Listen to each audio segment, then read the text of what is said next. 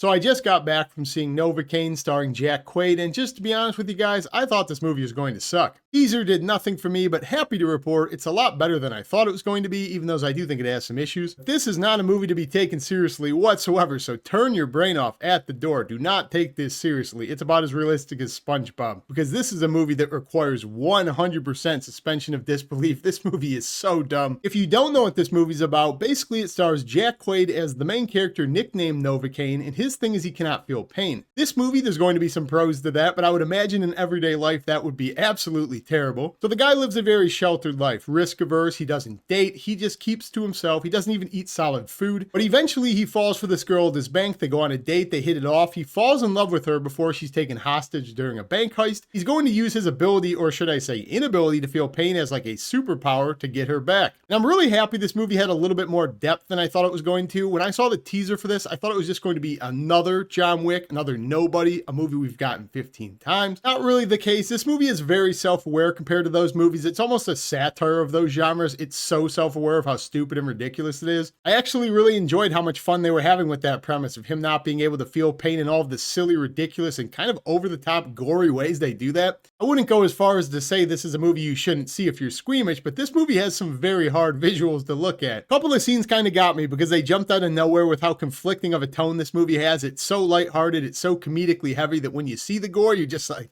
yeesh. I thought this movie did a pretty good job of contrasting what it means to feel physical and mental pain, like just feel about things in general. As humans, obviously, we all feel things physically. That's a huge part of existing. But this movie takes another look at that if it's somebody who can't feel physical pain, but they can obviously feel emotional pain. And oddly enough to say, I think this movie really captured that based on its comedic tone and where this movie ends up going. I think it does highlight that in an effective way. I was really worried when I saw that first teaser there was really going to be no meat on the bones when it comes to a plot, but there's actually a lot more of a plot than I thought there was going to be based on those teasers. Actually ends up going for a couple of twists and plot directions that I did not predict whatsoever, and I actually think it kind of hurt the movie, oddly enough to say. But I was happy that they went for it and there was more to this movie to make it memorable than just those action scenes, just those laughs. Personally, I didn't find this movie to be very funny. I only chuckled a couple of times. I was highly entertained during it, but my theater was in like an uproar. Everybody else was really laughing at this, so the jokes did work. But as much fun as they're having with the gimmick of him not being able to feel pain, I kind of had an issue with how serious this movie establishes the rules of it.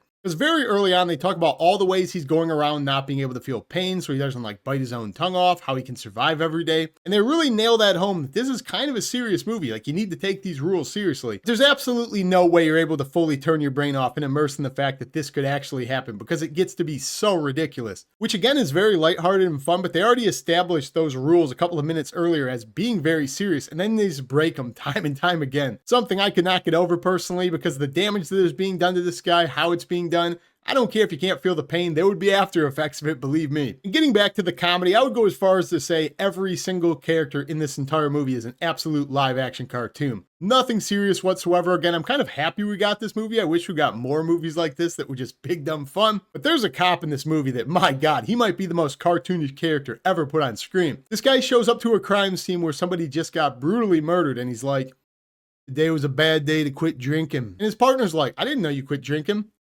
Who, me? No, I didn't quit drinking, but it would have been a bad day to. Like, are we supposed to take this serious? Is this supposed to be a satire? What are we doing? And that's not even the dumbest line this guy has. This guy comes back about 5 or 10 times with these dad jokes, and they just get progressively stupider. There's not a ton of characters in this movie as well, but when it comes to the main villain he ends up going after, this guy's basically the Joker. I mean, if you painted this guy's face white and you had him say the lines Heath Ledger did, you would not know this guy's not the Joker. That's how big of a cartoon he is. And it also felt like the final act of this movie went on way too long, to the point the villain even pokes fun at it and says, "All right, guys, we got to wrap this up." So that is something I will give this movie. It does a very good job at poking fun at how ridiculous it is. Like, it never loses sight of the fact of how self-aware it is of how dumb this is. I actually really like that. It sets up a couple of situations where you're like, okay, there's no way they're going to do that. And then they use that as misdirection, including the final scene, which I actually thought was the funniest part of the movie. It got a laugh out loud out of me. Because they set up what's going to happen and you're like, there's no way that actually happened. Then you go, oh, okay, I understand why they did that now. Because they do that a couple of times, and I thought it was a very effective way to misdirect you, but also keep in sight that this movie is not to be taken seriously. So overall, guys, I will say I had a really good time with Novocaine. It was kind of a stupider movie, but I actually did find myself highly entertained during it. I'll repeat what I said earlier. If you saw that teaser and you think it's right up your alley, I think you should check it out. I think you'll have a good time.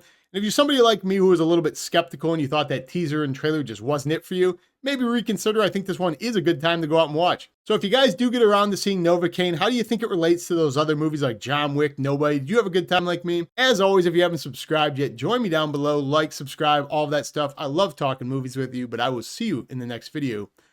Peace.